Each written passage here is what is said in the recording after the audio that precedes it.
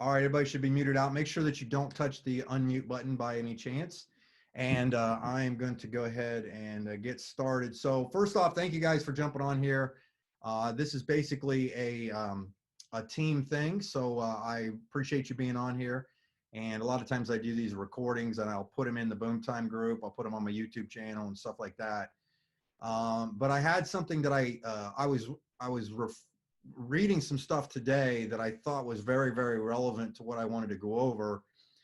That's going to help you, I believe, in your recruiting process. Okay, because the recruiting process really just comes down to a matter of communicating a message with people. Okay, that's really what it comes down to. It's not rocket science to figure that out. And I'm going to share my screen with you. And I have a PowerPoint that I want to share with you. So let me go ahead and pull that up. And you guys can see that, correct? Should be good. Give me a nod. Who we got here? Yep. Okay. Thank you, guys. I see you nodding. Okay. And then I got to shrink myself so I can see this. Okay. So basically, this is kind of something that came up that I think is real important. Okay. A lot of people take this stuff for granted, but this is stuff that I had to learn. And then specifically 11 years ago, okay, so I was in networking. I did everything pretty much, seat of my pants, mostly guesswork and stuff like that. And once I began to start to put the puzzle together, I guess you'd say, and become more strategic and learn different things that I knew were important things, it kind of made everything flow together to where it just, you become what we call unconsciously competent, to where it's just second nature. Like that's what professional athletes are, unconsciously competent, because they became competent way, way, way back when. You're incompetent when you start. You don't really have an idea what you're doing. You don't know how to do it very well. And then pretty soon you become consciously competent to where you're okay with it, but you have to think about it as you're doing it, right? That's kind of like the junior high school athletic type thing. But eventually when you get drafted, when you get recruited into college and eventually the pros, you become what they call unconsciously competent. Okay. A lot of you guys on here are at different levels of this journey.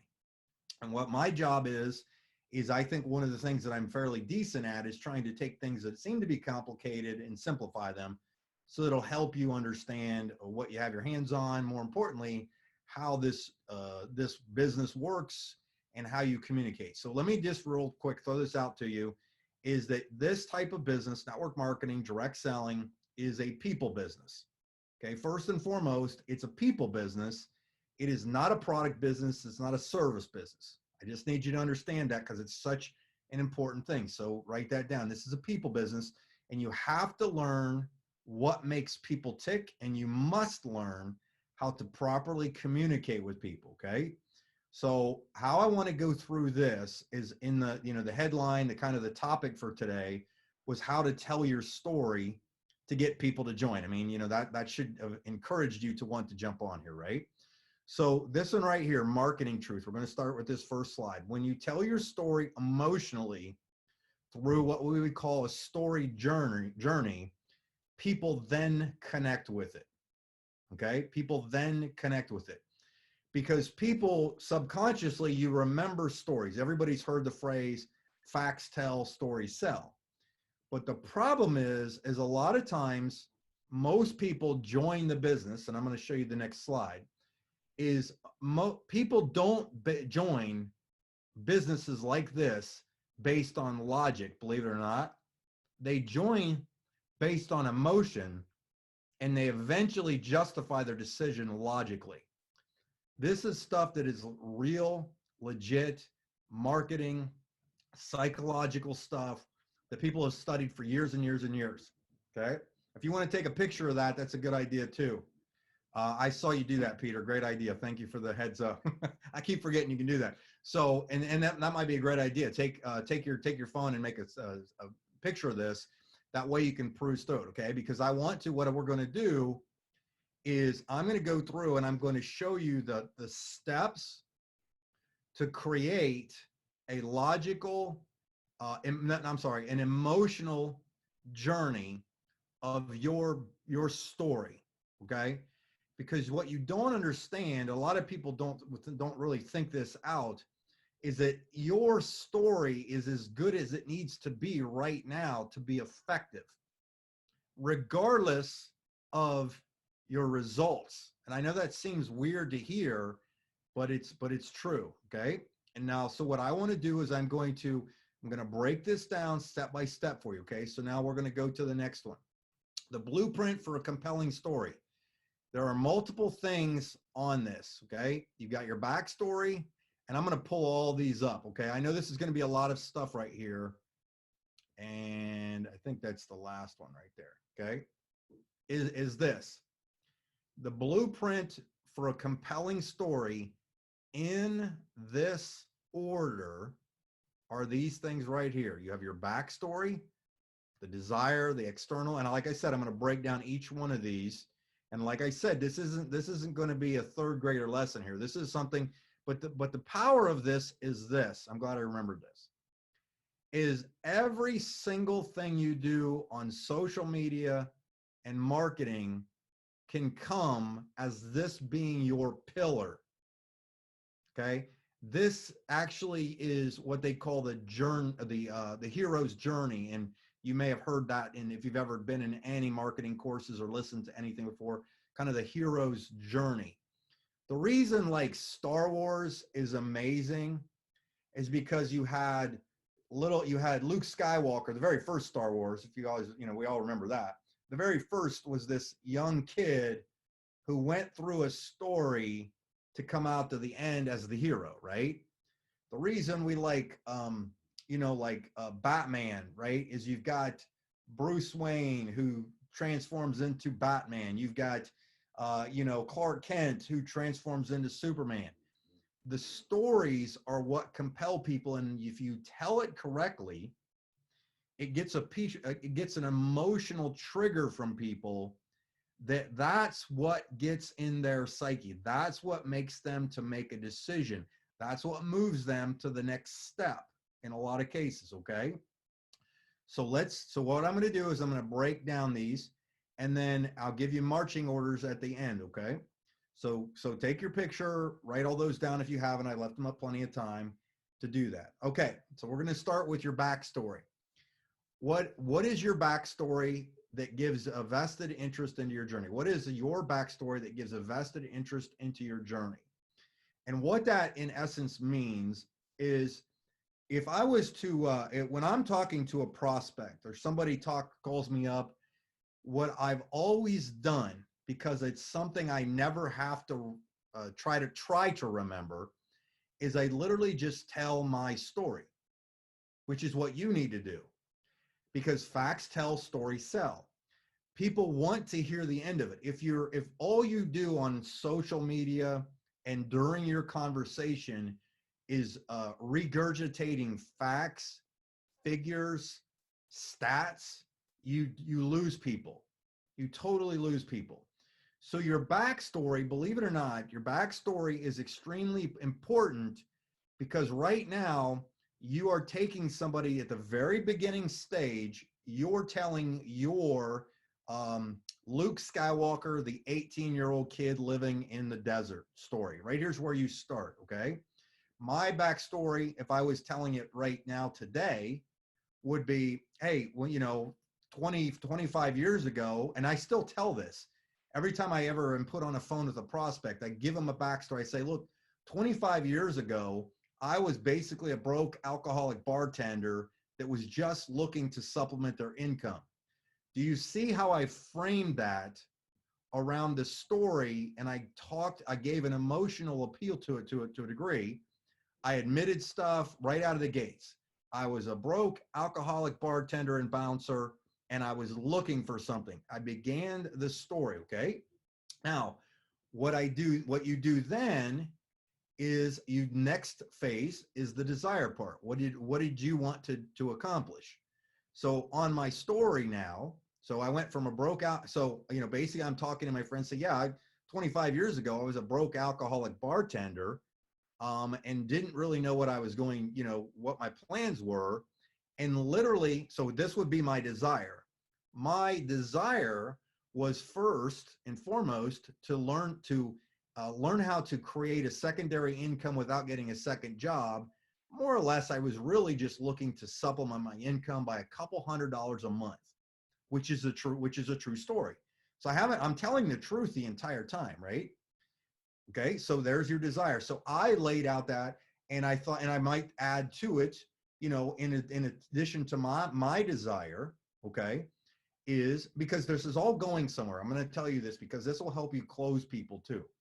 Is, you're telling your story the whole time, but basically I would say that, and then I would say, and my desire was maybe what I really wanted deep down is I wanted to get out of the bar business because I had just met my wife, or my girlfriend, which is now my wife of 25 years, I think. Next year will be 25. But I knew that I could not accomplish what I wanted to do, and I wasn't making enough money in that industry. Okay, so I laid that out. Okay. The problem was, so here's your external. The problem was, so what are you struggling with? What's your struggle currently? Where are you at? The problem was I didn't have any options. I'd never been an entrepreneur before. I didn't know anybody that was making any money. Okay, so I laid out the problem, because if you lay some of these things out, in 99% of the cases, when you're telling your story, people will absolutely 100% be able to relate to exactly what you are telling them. Okay, so my external is, I basically knew that at my job, I was, the only way that I was going to make any more money was to become probably the manager, but then I was going to take on more responsibility. Okay. So the thing is too, though, is deep down. So now you get into a deep emotional connection here. Deep down, I was in love with my girlfriend, which I knew was going to be my wife. And I knew that I had to get out of the bar business because I just didn't feel that I was fulfilling anything.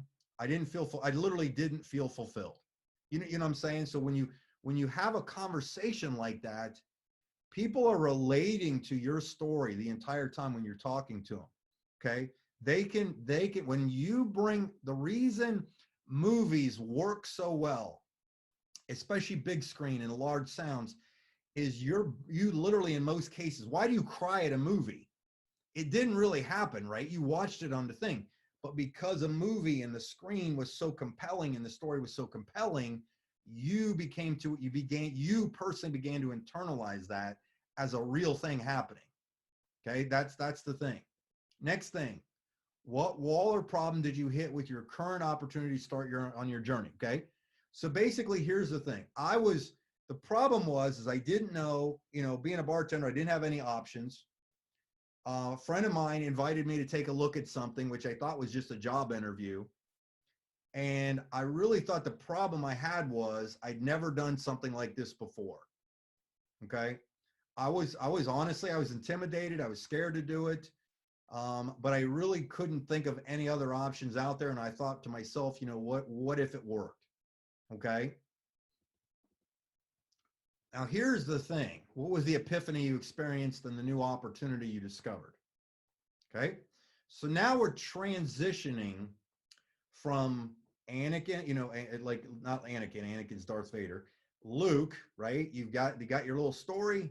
And this is kind of to the point that Luke, finally wants to do some stuff, crashes on the whatever planet that was, that he meets Yoda. Okay. The epiphany is this, because now you have in your story, in the story you're telling in your journey, you're now in a situation to where you start telling stories and giving testimonies of things that you saw and experienced. So what was the epiphany you experienced and the new opportunity you discovered? Here was what I was telling people. I say, look, here's what I thought. I was extremely skeptical when I first got into this industry. The problem was, as I could not deny the fact that I went to a couple meetings. I met some guys, I met some girls that were actually doing very well. I was looking and seeing evidence of other people doing extremely well in this business. And I maybe I didn't see that I was as good as them or anything like that, but some of these guys were making so much money that I knew no matter what, I knew no matter what, that if I could just get enough skill that I could at least probably get 10% of their income, and 10% of what some of these guys were making would totally cover everything and get me out of my job and my bartending career. Okay. Do you see how I'm compelling that story? So now if you've engaged somebody into your story, by engaging them into your story and telling it in this manner, you have now got a plot going on. People, you just gave them an experience. You told them what happened. Hey, I got on a plane. I was like, look, I was extremely skeptical. I actually was so skeptical, I bought a plane ticket and flew to Vegas to go to an event just to see if these people were crazy or not, if there was anything legitimate about it. Right? You see what I'm saying? Okay. What plan did you create to achieve your desire? So here's what happened is I realized after I had kind of the awakening that this was a legit business. I'd seen enough testimonies. I'd seen enough people. I'd watched it enough that I looked, and the fact that what was really cool is the business that these guys had, most of them had left, breadcrumbs on how to achieve success. And literally all I had to do is plug into what some of these people were doing. Most importantly, they created systems that allowed me to get this thing running much faster than I thought I would have had going. Okay, do you see that? Much faster than I would have thought. I created a simple plan. My plan was, and this is how I would have transitioned it from my story of bartending. Really all I did was I figured, hey, if I maybe put 2 to 5 hours a week, just introducing people to this once a week. This was 20 years ago. I would invite people to come with me to a hotel presentation to see what they thought about the thing. And I figured if I just stayed consistent, I still had my job on the side, that was a simple plan that I figured that I could do. And I figured over a period of time, a few months, a few years, more than likely I was going to achieve something because I was already committed to what I was doing. Do you see how I'm walking somebody through the steps now? I've now gotten them engaged into the activity of how they are going to be a Jedi. I've now gotten them engaged in how they're going to be a Jedi. Okay. The problem I had, so here's your conflict, because you don't want to lie to people. If you tell people that there's conflict, believe it or not, people will want to know how, first and foremost, how you overcame it, but they will trust you more if you don't tell them it's all roses, every single thing. Oh, this is the easiest thing I've ever done. Everybody I talk to joins. They don't believe you for 1 second if you tell them stuff like that, because there's no real conflict involved. And conflict makes the story work better. Conflict does make the story work better. As an example, say, look, I remember, I thought to myself, so I kind of came up with this idea that I was going to go to these meetings and invite people. The crazy thing was, the first 6 weeks I was in the business, every week I invited people to come, and not one single person came. Not a single person came in all the weeks that I was involved. Okay. And by doing that, what happened was, I just said, hey, the way I approached it was I was going to learn the presentation. Every week I heard the presentation over and over and over and over, because I figured someday if I was going to make a lot of money, that I was going to be the one that had to be in front of the room. I figured that's where I noticed that the guys standing in front of the room were making the most money, right? So I gave him some conflict. Here's the cool part though, because I went to the presentations, I plugged into the trainings, I stayed consistent. Within just a couple months, in fact, it was probably close to 60 days, I generated my first couple checks that were, a couple $100, which made it real to me. The next thing I knew, I actually was invited. A couple people saw what I was doing. Some top people called me and said that, hey, what can we do to help, and things like that. So at this part, it's almost kind of like the close of the story. You're showing how you rescued Princess Leia. Okay. You're at the point of the movie where you show how you rescued Princess Leia, because you went through the conflict. You battled Darth Vader. Does that make sense? I'm telling you, this stuff 100% works if you learn how to do this. Okay. What was the end result you achieved? Okay. Let me see. What transformation did you experience? I think this might be the last one. What transformation did you experience? Here's the thing that one of the biggest mistakes that people make, and it happens more times than it should, but people just don't know this stuff, so I'm teaching it to you, is that you think that money is the reward a lot of people are searching for, and that's a lot of times not the case. Believe it or not, a lot of people just want to be part of a community. A lot of people just want to get better as a human being. The reason most people stay in a network marketing business or any type of business, specifically networking, that aren't making a lot of money is because they're becoming better people. They're around positive, like-minded people, because people don't experience that in the traditional businesses, corporate arena that 99.9% of them are involved in. In most cases, they never get recognition. They don't have any real opportunity to compete. They typically never have the opportunity to go from the bottom to the top. Most importantly, they never have the opportunity in traditional, corporate America to pass up the person that got them in. Like if I sponsored you, you could make more money than me. Just because I got in first does not mean that that you can't make more money than me. You can out earn every 20 people above you. That's what people don't understand. There's no lid on this. That's one of the hardest things for people to really understand.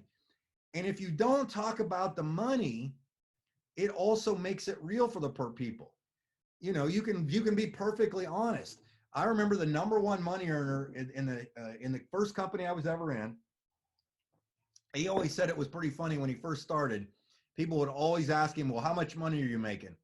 And I think he said he was making like $14 a month residual income. And he said, man, if I told you, you wouldn't even believe me. And he'd laugh about it. And the guy goes, wow, doing that good, huh? And he goes, yep. So it fit for either one, right? People aren't joining people, but I'm telling you, people are not joining people in most cases, because they saw somebody's back office or check. In fact, you're not allowed to do that to begin with. It's misleading as well. But if you, during your story, you tell people, because I tell people this, I say, look, 20 years ago, I didn't know that this was going to be what I've been doing for a career, basically.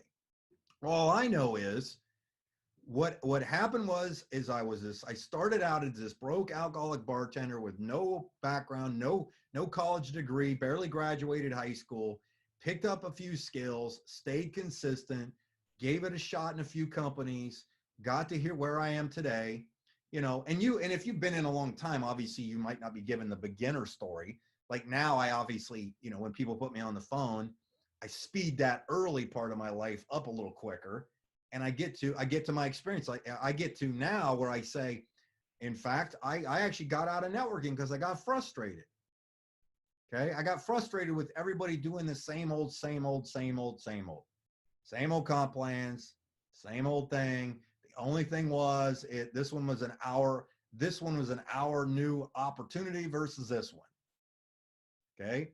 But the thing is when you get down to explaining to somebody the transformation of your life becomes, that emotionally triggers them, because they start to think of themselves as, well, what could happen to me if I actually started getting plugged into these people's trainings?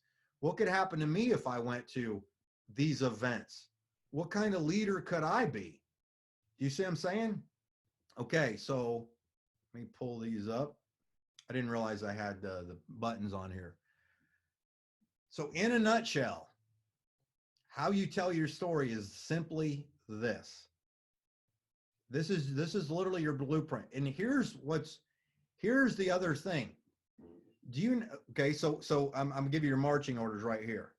I would tell you that if you did what I asked you to do and write that stuff down or take pictures of each slide, is take the time to write your own story.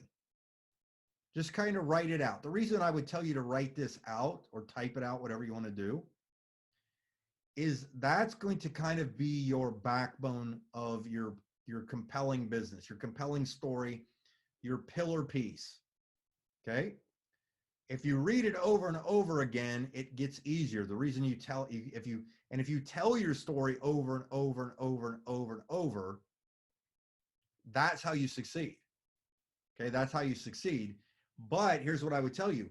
I just gave you the blueprint for the ultimate Facebook Live. I just gave you the blueprint for your ultimate video for YouTube. I just gave you the blueprint of a blog post. I just gave you the blueprint of a book, a PDF. Do you understand what I'm saying?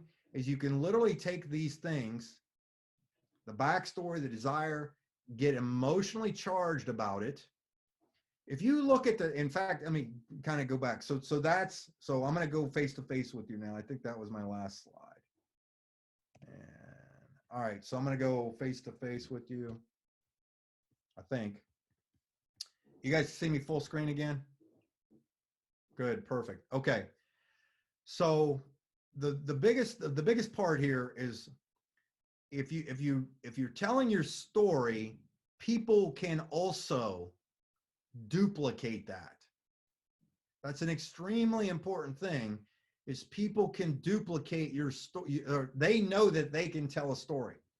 If you take, for instance, all of the events any of you have ever been to, or if you've been to events in our company, in most cases, when somebody gets on stage, what are they really doing? Telling their story with emotion. Hero's journey. Hero's journey. Okay, if you remember Hero's journey, the sky's the limit for the income that you can make. The reason like Johnny Wimbrey and Holton Bugs are at the level, or have gotten the level that Jose Luis, Edwin Haynes, Sam Bean, Tommy Johnson, all the diamonds that you can think, those are just the ones that I normally follow, so I'm missing a bunch more, is they typically are just telling their compelling story over and over and over and over and over. Do you get a pattern here? You see what I'm saying? There's no substitute. Yes, I have the 3 steps. Yes, I have the sizzle call. Yes, we have the presentation and stuff like that. The presentation is logic. The story is emotional. What did I say at the very beginning? People make decisions based on what? Emotion. Okay, they justify it by the logic. That makes sense. If you talk to people and tell your story over and over and over and over again, you will have people, guaranteed, you will have people that want enough extra info and repeat it. And the cool part is when you also hear other people's stories, that's ammo for your thing. You can start telling your stories. That's why people give testimonies on stage. Testimonies on stage are compelling, emotional stories that get people to take action. Nobody in any supplement company or service company can do anything. The reason I know this for a fact was the very first company I was based in was it was a long distance deregulation company called Excel Communications. That was the very first one I ever did. Some of you may or may not have ever heard of it. It was long distance service. Do you know how hard it is to you know how hard it would be to get somebody in front of the room to say, man, I was paying $1 a minute for long distance. Now I'm only paying 50 cents. This is great. Come on, right? But if you get somebody in front of a room that tells their story about how they got into a business, they worked it part-time on the side, and now they've been able to bring their wife home. They bring, they're paying for daycare. They're covering their, they paid for cars. The only thing that kept me in that business for all the years when I made no money was the stories that I heard over and over and over, the compelling stories from like the top guy. Like I used to get I would just cry when I heard the top guy's story sometimes when he would talk about you know, because he was making some jack. Like he actually was, I think he may have been one of the first people in the history. His name is Paul Orbison. Sadly, he passed away a few years ago. He was at one time making over $1 million a month in income. And he was a normal dude. He used to come to our meetings here in Ohio. He lived in Kentucky. And I remember we'd have him come up and 1,500 people would show up at these events. 1,500 people would come to these events and he'd get up there. All he had on was jeans and a little sport coat. And he didn't talk anything about the business or the opportunity. He would just tell people stories. He'd just talk about, well, I got in this thing, and he had the best, coolest Kentucky accent. And he'd start talking about this stuff. And I remember one story stuck to me with this. He was talking about, you know, what you can do with extra money. He said, man, I'll tell you what, the things you could do when you start making some extra money are just incredible. He goes, I was on a plane. He goes, and the nice thing is I'm in first class now. And you know, he goes, man, I get people give me a hard time about flying first class. He goes, you don't think there's a difference between first class and coach? Why don't they shut them curtains? I always thought that was one of the funniest things. But he basically would come out and he would tell you, he talked about this story about how this lady, basically one of the stewardesses, she basically, she was having a bad day and stuff like that. And, you know, it was kind of Christmas time. And Paul was sitting there and he says, you all right? And she's like, well, I had to pick up this shift because I'm trying to get this. I got 3 kids, you know, my wife or something like husband or whatever. So she was in dire straits. I'm not going into detail. And Paul said, he says, you know what? I'm going to bless you today. He reaches in his pocket. Paul used to always carry stacks of $100 bills, stacks. And he was so generous with those hundreds.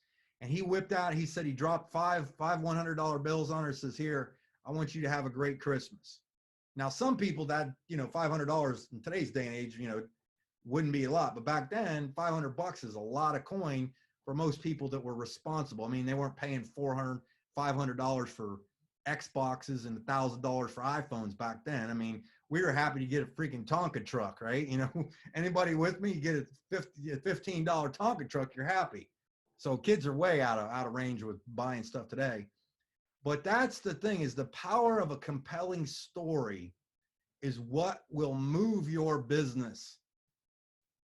And another great thing you can do, I am telling you with everything in me, one of the greatest things you could do to build your business is do Facebook Live interviews, Zoom interviews, and record them. If you do a Zoom dual screen where you have it, you take it out of speaker view and go gallery view, it would have you and them side by side on Zoom, and you record it. That is a piece of content that you can use for your own marketing. Okay. And think about this. If I interviewed, and I've done this multiple times, why do you think people are attracted to me? Okay. I'll give you a perfect real world example. Happened a couple days ago, like last week. I don't know if he's on here or not, but I did an interview where I interviewed Liz Pivito 8-9 months ago, like way back when, right? That interview was just me talking and asking her questions. What do you do for a living? How you been in? If you noticed, if you watch any of the interviews I've done, take a wild guess the structure I have put together. Almost exactly that structure of asking people those questions to pull that out of them. That's why it's a piece of cake for me to do the interviews, because I know the format that triggers people's emotional triggers. Like I love interviewing Sasha Swift. I never finished my story, but Sasha Swift's a perfect person candidate for me to interview. And I've interviewed her before because she's got a backstory. She talks about the problems she had, what didn't work, what does work. And now she's at rock star status and probably number 2, I know she's in the top 3 customer gatherers in the whole world. Back to my Liz Pivito story. I did that video with her. I posted on my YouTube channel. Liz had somebody just a couple days ago. Liz has got a full-time job, but that video lives forever, right? Somebody was out there looking around, found a video, somehow popped up on YouTube, watches it, likes what he saw, signs up with Liz first class, never even talked to her. Then inboxes me because he tracked me down because I was the guy that interviewed her, found out that I was the one that interviewed her, and voila, he's doing the business. He's working the deal. Does this make sense? Can I get an amen? Can I get a whoop whoop? All right. So I'm just telling you with everything in me that if you learn, because I don't want to be on here too much longer, and if you guys got questions, you're welcome to fire them up. But if you learn to just tell your story, regardless of where you're at, regardless of your success at this point, it will trigger an emotional thing from people that will probably get them to look at it or not look at it, right? Does that make sense? Job, I see you're on here. I know you're looking at me. I see you wave your hand. Joe Blad just joined, okay? Perfect example. I'm going to pull him. I'm going to use him as an example. Job is in another networking company, okay? Right now, Job can say, yes, if he's talking to a prospect, Job, here's what I would tell you to do. Call somebody up and say, hey, I've been working this one company for 5 years or whatever it might be. I've been doing pretty good. It's produced some great results, but because of the things I've learned, I've seen some pros and some cons. Recently, I was just happened to randomly see something. I don't think it was an accident. It was probably destiny. And here's what I did. I started doing some research because I was like, that is impossible. There's no way. That's got to be too good to be true. But after I started doing a little more research, I realized, well, then I started calling people. I interviewed this guy, I talked to this guy, watched another video. And finally, I tracked this guy down and realized that if I worked with these guys and this team, they had systems in place. They were going to work. Does that make sense, guys? Job, give me a shake your head on that one, right? When you tell that story, guess what people are going to want after that? Show me everything. Tell me what you got. I want to, I say, hey, usually we start with this first video or the I decide. It doesn't matter. I know everybody wants to think that it's in this perfect format. A lot of times it doesn't matter, but to me, activity matters most. Is just getting the story in front of enough people quick enough. The more people you tell a story to, the larger your chance of success will be, because they are wanting what you have. They're going to enroll in most cases based on the passion and enthusiasm. I mean, that should be a gimme, but never hurts to give you that. Is the enthusiasm with which you tell your story is what's compelling. And here's the cool part. Every single person, could do a three-way for somebody else. I could literally call Troy Barrett. Troy's only been in a few months, got a little group going, growing bigger and bigger, got a ton of customers. I mean, him and his group, at their current rated customers, their customer base is growing. But I could have him do a three-way with me right now. If based on what he just learned here, I could call him up and say, hey, Troy, I got somebody that I want you to say hi to. Just tell him your story, man. It's pretty amazing. Click, hang up. Troy tells his story. The person's like, wow. I could call Sasha up and say, hey, Sasha, do this story. I could call Mel up. Mel would be able to do a story. Every single person on here would be able to do a three-way for me with my prospects. And it would be just as powerful as my story, believe it or not, because I don't tell people the money I'm making. I don't tell them the thing, because money, especially when you're talking money to people, what you have to also remember is money doesn't mean anything to people. A dollar amount does not mean anything to anyone. And let me break that down for you. What you need to be talking about are what you are doing because of what's happening in your business. There's a huge difference in the way you phrase it. These little tweaks can make a big difference. Okay? Say, look, here's what I figured out. At my current rate, the way my business is growing, more than likely, I'm probably going to be able to pick up that Lexus I've been staring at for a while. I didn't tell him how much it was. It could be a used Lexus that I'm picking up that's a 1997, right, with 400,000 miles on it for $500. They heard Lexus. I didn't say dollar amounts. I'm in, right? You could talk about, you could tell your story about telling people about, say, look, based on the way I see things going, I'm probably going to be able to walk away from my current career that I've been at for 15 years. It doesn't matter what you're making or what they're making. Doesn't matter. You just have to get somebody's imagination rolling, because people are smart enough to use their own imaginations. People are smart enough to use their own imaginations. And if you get that rolling, you will get people that want the info. You will get people that want to enroll. You will get people that want to be part of the community, the team, the culture of everything we're doing. Does this make sense? Who's smarter because of this training? All right. So, hey, I know I went 45 minutes. That's probably about what I thought I was going to roll with. I would tell you this: take the time to just go over those notes. I'll get this video. It'll be, since I couldn't get it published on anything, it should have automatically recorded. I'll get it in boom time. I'll get it on my YouTube channel, that kind of thing. If you want to watch it again, might help to go through it again, just to get, kind of get a brainstorm on it.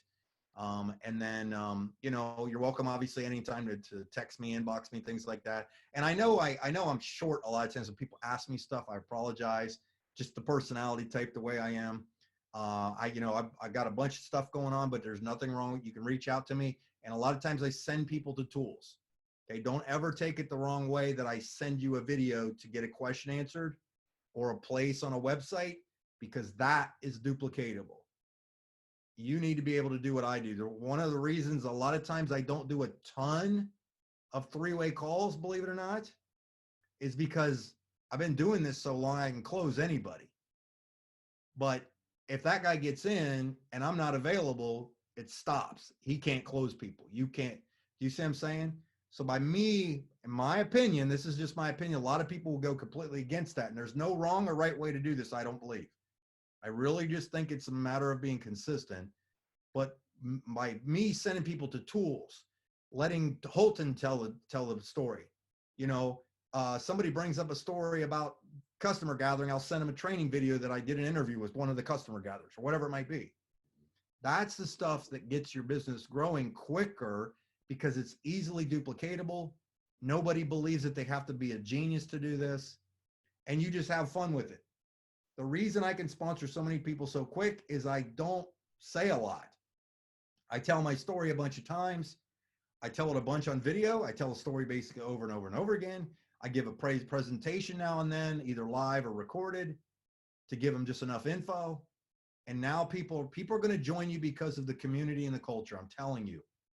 And if you tell that story of what you're doing, what your friends are doing, the results that they're getting, everything changes. Okay. You'll notice that I don't, like, it cracks people up when they ask me how the travel platform works, and I have no idea. I don't want to know. I know it works, and that's what Stacy's for, my wife. Right? If I have a question, I just say, "Hey, Stacy, how does that work?" And she'll explain it to me or whatever. I just find a video on it. I don't get bogged down in the details, and I use the phrase "I don't know" a lot. It's a great empowering phrase when you say "I don't know," because, and I know that there's some top guys in this company. Peter Hirsch is a perfect example. He's hilarious. He says he doesn't know anything, and that guy's a freaking genius. Like, he's really, really smart on a level most of us can't comprehend. But he says, "Man, I don't know. I just get customers."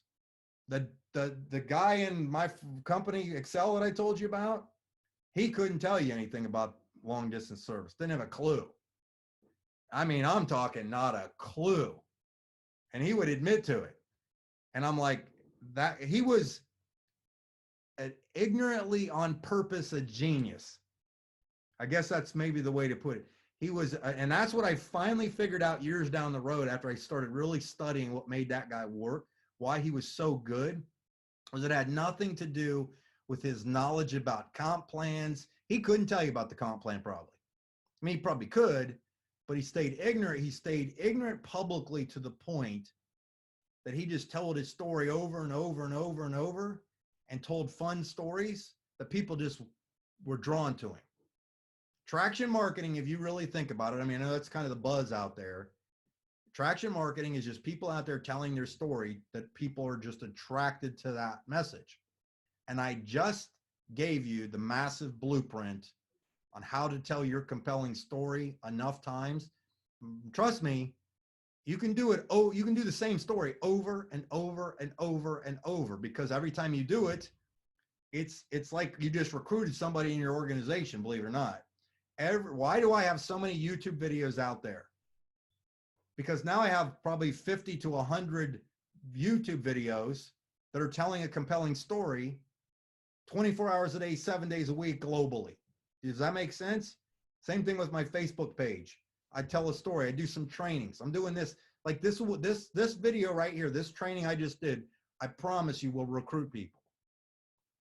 Because I gave somebody something of value. I told a story. I basically told you guys the story of how I learned this stuff. Did you see that? I just layered it. I peeled the onion back to what I did and created a piece of content at the same time. You guys could do exactly the same thing. You guys can do exactly the same thing. But anyhow, let me not go too much farther into that. But if you learn to tell your story the way I explained it, just get the hang of it to a degree, run and gun, have fun with it, you watch how quickly your business turns for the better. Watch how quickly it starts to turn when you start having conversations with people and telling your story. And that's it. And just talking to people, talking to people, talking to people. Yeah, I know I'm very blunt and direct a lot of things, but a lot of times I have to remember to go back to the basics as well. Okay. It's easy to get complicated. Like, anybody can do it. And, I get smart and learn different things. But ultimately, this is the blueprint right here kind of success. Learning how to tell a compelling story over and over and over again, and learn to tell other people's compelling stories. And all we do is chit chat.